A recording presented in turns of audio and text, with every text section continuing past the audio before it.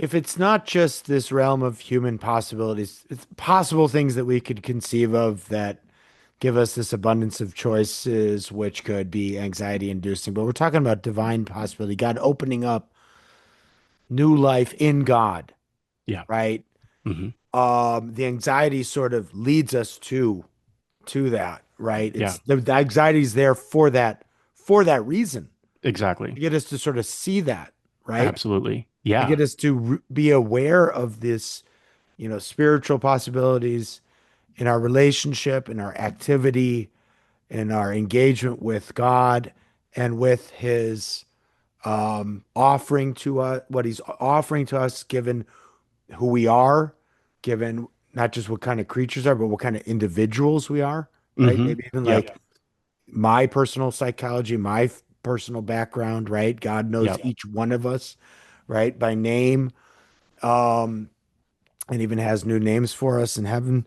Hmm. Um, so given that, then, but what we don't have is knowledge of how this all is going to play out, Yeah. right? We don't have that kind of knowledge, and then because I keep thinking of faith component Yep.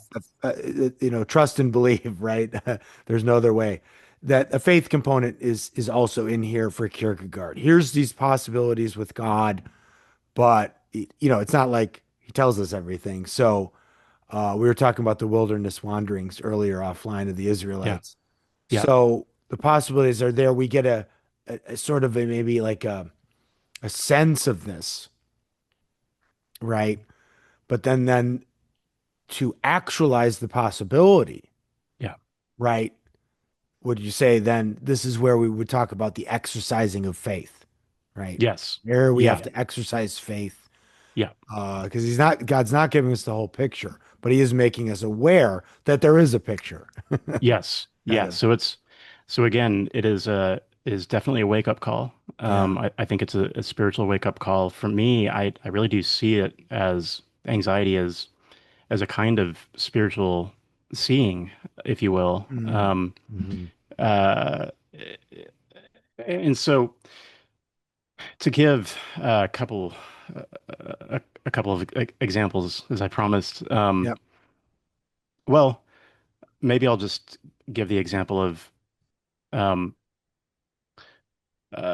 somewhat more recent example. So uh, in 2015, so anxiety is back in full force. I hadn't had anxiety at this point for about 8 years. Um, Panic attacks every three hours. Wake up in the middle of the night, panic attack. Wake up in the morning, panic attack, et cetera, et cetera. Um, and one day I'm at a cafe and uh, kind of accidentally online. This is a couple of weeks into this anxiety. But like I say, I mean, I'm on the lookout for anything that God might be offering, any kind of invitation. Um, and by the way, each time that I have experienced anxiety, it's t I've been able to move quicker and quicker, if you will. Mm.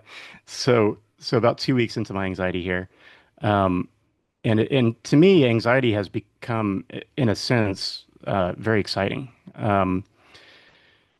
And here's an example why. So I'm at a cafe one day here in Portland, where I live, and kind of accidentally come across this program at the University of Oxford in philosophical theology. This was a MPhil in philosophical theology, and when I when I discover that when I come across this program, I mean like, and this is the third time that this has happened to me at this point in my life. My anxiety just physically leaves. Um, this is my experience with it. I Mm. mean, it is gone as if I've never experienced it before.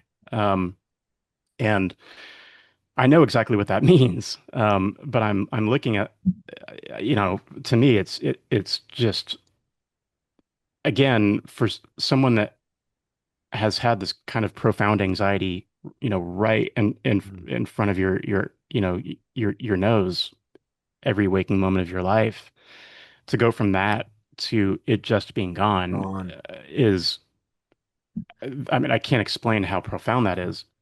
Um, And it's also, as I've been told many times, anxiety doesn't work like that. But that's my experience with anxiety. But by counselors and sort of the Yeah. more the modern or the contemporary take on what anxiety is supposed to be like, right? Yes, exactly. And Yeah. Yeah. and I'm happy to go into some of these other stories. But so one of the things that Kierkegaard says is you're standing at the edge of the cliff and you have two options here. You can recoil in fear and run, and or grasp for something finite. But both of these things are the wrong move. The move again is to just lean into God, God's possibility, and trust Him to carry you. And what he says is that requires this leap. Um, Often there's a saying that's misattributed to Kierkegaard called the leap of faith. Hmm. Hmm. Kierkegaard actually never wrote that, but it does capture, I think, what he's trying to get at anyway. Um, and what he says is that the leap into God's possibility is what he calls a leap into the absurd. But what so Kierkegaard was also a tutor of Latin, and interestingly, the word absurd, and this was something that my supervisor brought to my attention. Um, ab means in Latin it means from, Hmm. Yep. and uh, Sordus. Uh, means deaf, or silence. Okay. So Okay. a absurd literally means in the Latin from silence. So and there's a lot of Mm. meanings here, but a lot of especially what Kierkegaard I think is getting at is that this leap into God's possibility, sort of by definition, like you said, it will involve your psychology, your character, et cetera, et cetera. But whatever God is calling you into is something that you won't be able to do on your own accord or of Yeah. your own capacities. Yeah. Yeah. Okay. And so this is a big point for Kierkegaard. And it's just one more reason why it makes so much sense of my experience with it. So I'm looking into this infill in philosophical theology, and like I say, with how profound of an experience this is for your anxiety to go from being right in front of your nose to just being gone. I know exactly what I have to do, which is apply to this program. But so, I'm immediately looking into what are the requirements really even to apply. Mm. And just a few of them, you need a 3.75 GPA minimum, and they don't use these terms, but basically an Ivy League school, if you're an American, Yeah. in philosophy or theology. And my undergrad was a 3.1 from Texas Tech in computer science. So, Yeah, and Oxford material right there. Yeah. exactly. Yeah. And so and funny enough, I mean, that is my first reaction. This is Yeah. absurd. Like this is Um, from, I'm jumping from the silence. I have yeah. nothing to say. I can't make. Well, this is not coming Yeah. from me. Yeah. And That's right. That's fun. That's interesting. Okay. and so the short of it, again, there is much more to the story. There Mhm. are really, really crazy, what I would easily call miracles, happening throughout this whole period, and that's been my experience with anxiety as well. Just very clear signs of God working in my life, Mm. and even moreover, just a very strong closeness with God, during these times. But that definitely requires at least a reconceptualization, uh, of anxiety as pointing to Yeah. God. And so, fast forwarding through a lot of the story, the short of it is that I applied, talked to the director at the time, and he said, "There's no way you can't, you won't get in." The director of the program told me this. Essentially, I couldn't. The longer that I waited, the sort of the worse the anxiety was getting, to the point where I was like, I just have to apply, regardless of what the director has told me. And he was like, maybe you could try getting a master's somewhere else first, et cetera, et cetera. Um, the short of it is that I applied. Oh, one other note about this program. I was like, well, maybe this is the sort of program where they allow like 400 or 500 students in every year, and so I Right. look into Maybe I have the a chance. Yeah. statistics, and they publish online. And that year anyway, they said on average we accept between 3 and 4 students a year. This is So good. This is a good story. This is making it very, yeah.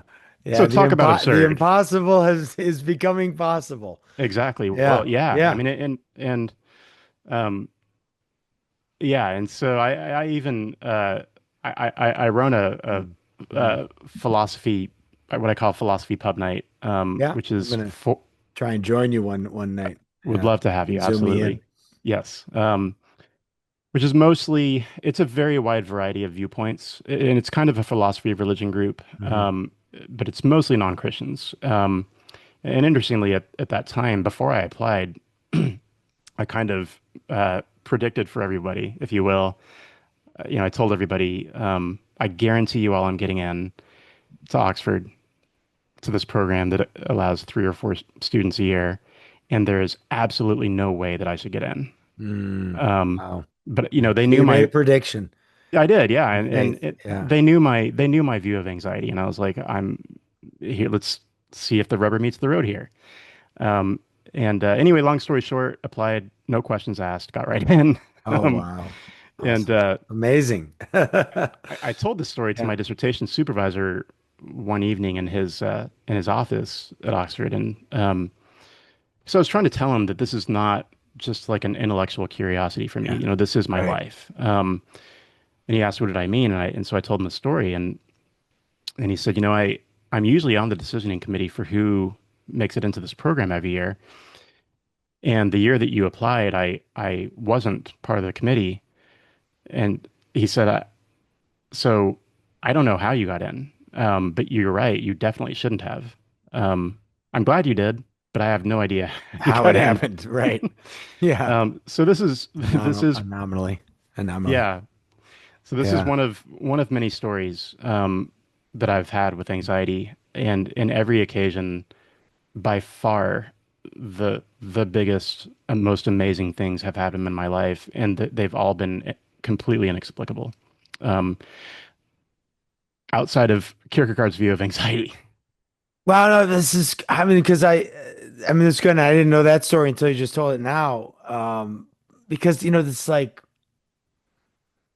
you want to people to be aware of this Yeah, understanding that he had, because it seems to be, uh, what's the truth, right. tracking, right? Yeah, exactly. I mean, like, if he's got some spiritual insight Yeah, that he's communicating, that God has communicated to him in lieu of his reading of the scriptures, yeah, and you know God places him at a certain time, a certain place, with a certain kind of mind to kind of come up with these ideas, and it really makes sense.